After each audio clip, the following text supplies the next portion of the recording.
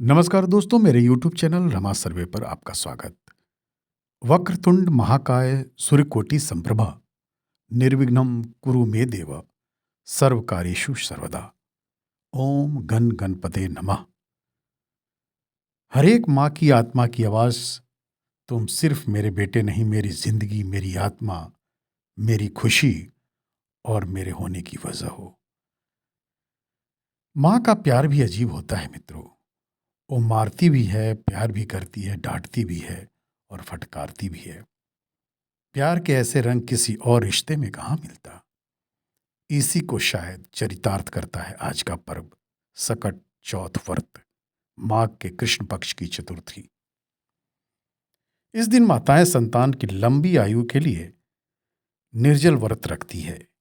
यह व्रत संतान के जीवन में आने वाले हर संकट और बाधा से उन्हें बचाता है। इस दिन संकट हरण गणेश जी, जिनका सतयुग में 10 भुजाओं वाले सिंह की सवारी वाले विनायक रूप, त्रेता युग में श्वेत वर्ण 6 भुजाओं वाले मयूर की सवारी मयूरेश्वर रूप, द्वापर युग में 4 भुजाओं वाले लाल वर्ण और मूषक की सवारी करने वाले गजानन, और कलयुग में 2 भुजाओं अश्ववाहन ध्रुमवर्ण धूम्रकेतु का रूप है। उनकी पूजा पूरे विधि विधान से की जाती है। इसे संकष्टी चतुर्थी और तिलकुटा चौथ भी कहा जाता है। इस दिन माताएं पूरे दिन निर्जल व्रत रखती है और शाम को चंद्रमा की अर्घ देकर व्रत का पारण करती है। शाम को चंद्रोदय के दर्शन कर पूजा में दुर्वा, शकरकंद, गुड़ और तिल के लड्डू चढ़ाए जाते हैं। दूसरे दिन सुबह सकट माता पर चढ़ाए गए पकवानों को प्रसाद रूप में ग्रहण किया जाता है। तिल को भूनकर गुड़ के साथ कूट लिया जाता है। तिलकुट का पहाड़ बनाया जाता है। कहीं कहीं तिलकुट का बकरा भी बनाया जाता है। पूजन कर सभी में प्रसाद वितरण किया जाता है। पूजन के बाद माताएं सकट चौथ व्रत कथा सुनती हैं। इस व्रत को लेकर कई कहानियां प्रचलित है, जिसमें बुढ़िया माई की कहानी, भगवान श्री गणेश से जुड़ी कथा और माता पार्वती और भगवान शंकर आदि से जुड़ी कहानियां सुनी जाती है।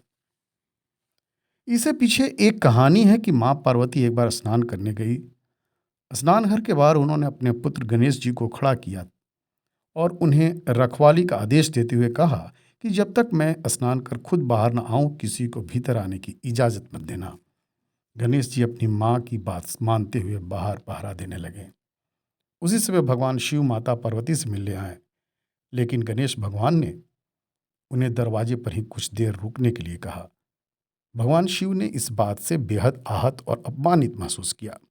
गुस्से में उन्होंने गणेश भगवान पर त्रिशूल का वार किया, जिससे उनकी गर्दन दूर जा गिरी। स्नान घर के बाहर शोरगुल सुनकर जब माता पार्वती बाहर आई तो देखा कि गणेश जी की गर्दन कटी हुई है। ये देखकर वो रोने लगी और उन्होंने शिव जी से कहा कि गणेश जी के प्राण फिर से वापस कर दें। इस पर शिव जी ने एक हाथी का सिर लेकर गणेश जी को लगा दिया।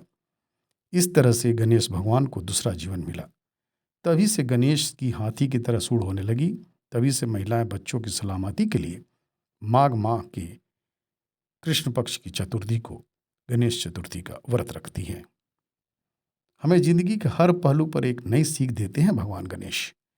एक अच्छा श्रोता होना, भगवान गणेश हमेशा एक संदेश देते हैं कि आपको एक अच्छा श्रोता बनना चाहिए। संतुलन बनाए रखें। जीवन में संतुलन बनाए रखना काफ़ी जरूरी है। सबका सम्मान करें, अपने ज्ञान और शक्ति का बुद्धिमानी से इस्तेमाल करें, अपनी खामियां को स्वीकार करें। जी हाँ मित्रों, गणेश की ज्योति से नूर मिलता है, सबके दिलों को सुरूर मिलता है। जो भी जाता है गणेश के द्वार, कुछ ना कुछ उन्हें ज़रूर मिलता है दोस्तों, कुछ ना कुछ उन्हें ज़रूर मिलता है। दिल से जो भी मांगोगे मिलेगा। ये गणेश जी का दरबार है। देवों को देव वक्रतुंड महाकाय गणेश चतुर्थी की सभी को शुभकामनाएं, सभी को शुभकामनाएं। बहुत बहुत धन्यवाद।